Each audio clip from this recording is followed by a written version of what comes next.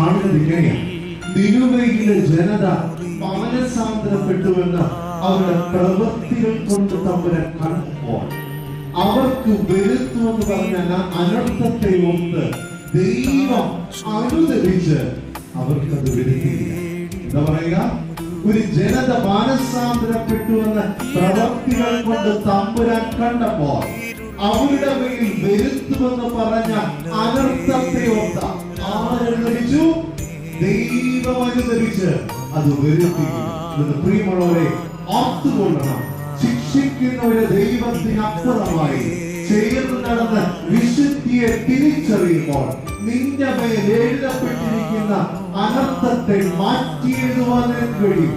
കാരണം നിന്നെ അത്രമേൽ സ്നേഹിച്ച് നിനക്ക് അർഹതയില്ലാഞ്ഞിട്ടും നിന്റെ മേൽ കൃപകളെ ചൊരിയുന്ന ഒരു ദൈവമാണ് നിനക്കുള്ളത്.